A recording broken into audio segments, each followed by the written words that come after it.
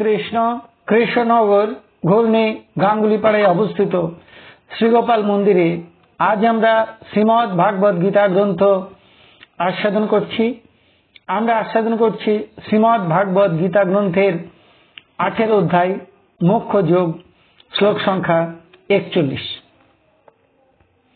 শ্রী গুরুদেবকে নমস্কার, ভগবান শ্রীকৃষ্ণকে নমস্কার, ভগবান শ্রী নারায়ণকে নমস্কার, ভগবতী দুর্গা দেবীকে নমস্কার। মূকং করোতি বাচালং পঙ্গং লঙ্ঘয়তে গিরিম যৎকৃপাতমহং বন্দে পরমানন্দ মাধবম। এখন আমরা আস্বাদন করছি মোক্ষ যোগ, শ্লোক সংখ্যা 41। ব্রাহ্মণ ক্ষত্রিয় বিষাং শূদ্রাণাং চ পরন্তপ কর্মাণি প্রবিভক্তানি স্বভাব প্রভবৈ গুণৈ। এখন আমরা এই শ্লোকটির অন্তর্গত শব্দগুলির অর্থ জেনে নেব। পরন্তপ, হে পরন্তপ।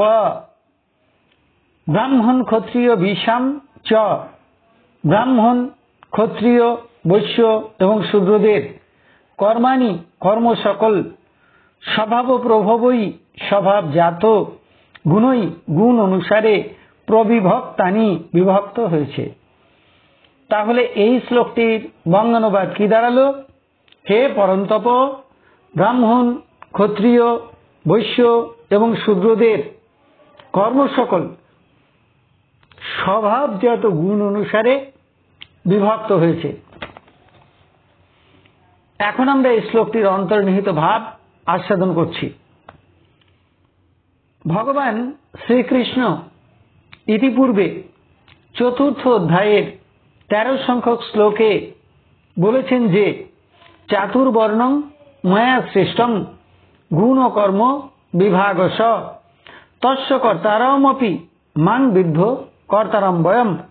অর্থাৎ গুণ এবং কর্মের বিভাগ অনুসারে আমি 4টি বর্ণ সৃষ্টি করেছি, কিন্তু আমি তার কর্তা হলেও আমাকে অকর্তা এবং বিকার রহিত বলেই জানবে। অর্থাৎ ভগবান এই 13 সংখ্যক শ্লোকে বললেন যে মানুষ যে যে গুণ অর্জন করবে এবং যে যে কর্ম করবার যোগ্যতা অর্জন করবে সেই অনুসারে তার বর্ণ নির্বাচন হবে। কোন ব্যক্তি যদি শূদ্রকুলে জন্মগ্রহণ করে অথচ ব্রাহ্মণ সুলভ গুণ অর্জন করে, তাহলে তাকে ব্রাহ্মণ বলেই গণ্য করতে হবে।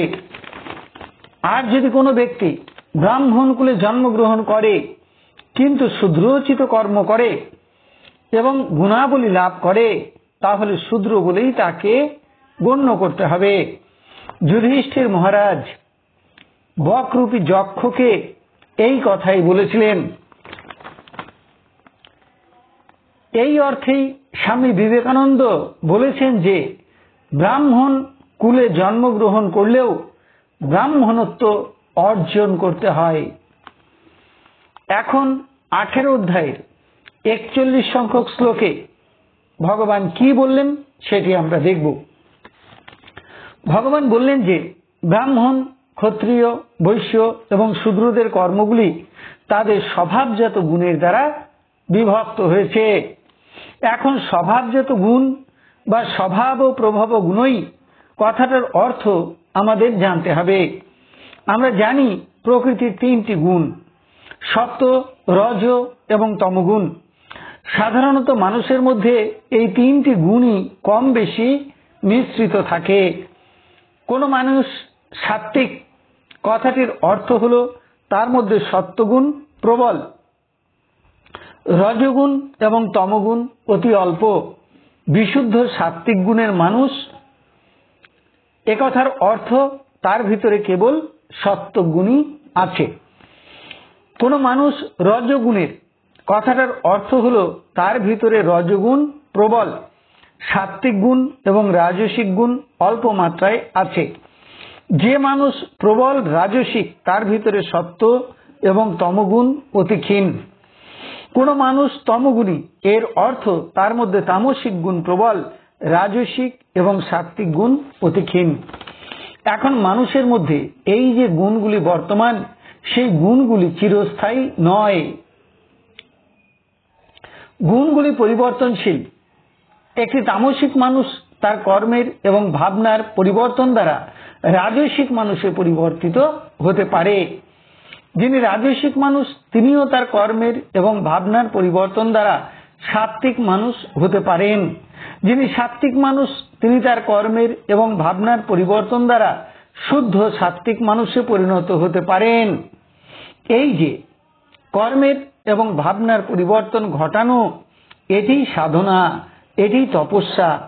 সাধন ভজন তপস্যার দ্বারাই মানুষের কর্মের এবং ভাবনার পরিবর্তন ঘটে। সঙ্গের প্রভাবে মানুষের এই পরিবর্তন খুব দ্রুত হয়। তাই শাস্ত্রে বারবার বলা হয়েছে সাধু সঙ্গ, সাধু সঙ্গ। সর্বশাস্ত্রে কয় লব মাত্রে সাধু সঙ্গে সর্বসিদ্ধি হয়। বা শাস্ত্রে বলা হয়েছে সাধু সঙ্গে মানুষ সাধু হয়, আর চোরের সঙ্গ করলে মানুষ চোর হয়।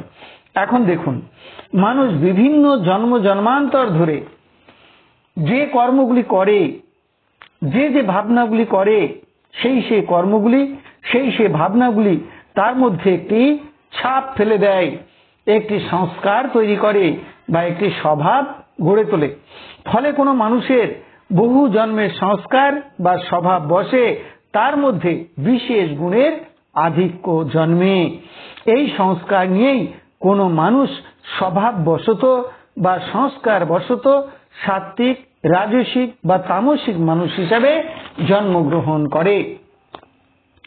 যে যে স্বভাব নিয়ে জন্মগ্রহণ করুক না কেন, এই জন্মে কর্মের দ্বারা, ভাবনার দ্বারা সে তার নূতন স্বভাব এবং সংস্কার গড়ে তুলতে পারে। সে তার চেষ্টার দ্বারা বিভিন্ন কর্মের যোগ্যতা অর্জন করতে পারে। অর্থাৎ তার স্বভাবজাত গুণ দ্বারা কর্মের যোগ্যতা অর্জন করতে পারে। আবার সে এই জীবনের শিক্ষা দীক্ষা এবং সংস্কার দ্বারা, সঙ্গের দ্বারা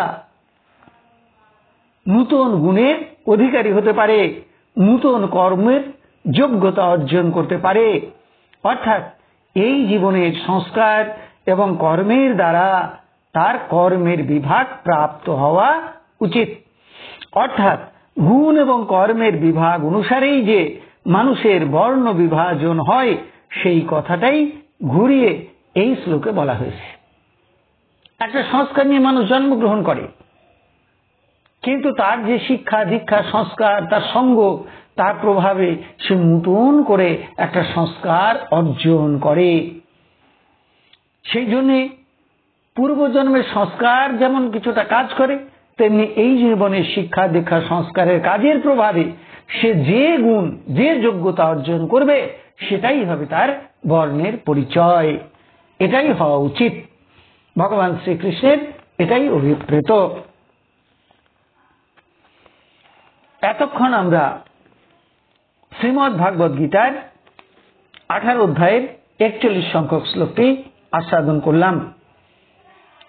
এখন আমরা শ্রীমদ্ ভাগবত গীতার মাহাত্ম্য পাঠ করছি। শ্রী ভগবান উবাচ গীতা নামানি বক্ষ্যামি গুহ্যামি শৃণু পাণ্ডব কীর্তনাৎ সর্ব পাপানি বিলয়ং যান্তি তৎক্ষণাৎ। গঙ্গা গীতা চ সাবিত্রী সীতা সত্তা পতিব্রতা ব্রহ্মাবলী ব্রহ্মবিদ্যা ত্রিসন্ধ্যা মুক্তিগেহিনী অর্ধমাত্রা চিদানন্দা ভবগ্নি ভ্রান্তি নাশিনী বেদত্রয়ী পরানন্দা তত্ত্বার্থ জ্ঞান মঞ্জুরি ইত্যেতানি জপে নিত্যং নর নিশ্চল মানসঃ জ্ঞান সিদ্ধিং লভে নিত্যং তথান্তে পরমম পদম। হরি ওম তৎসৎ।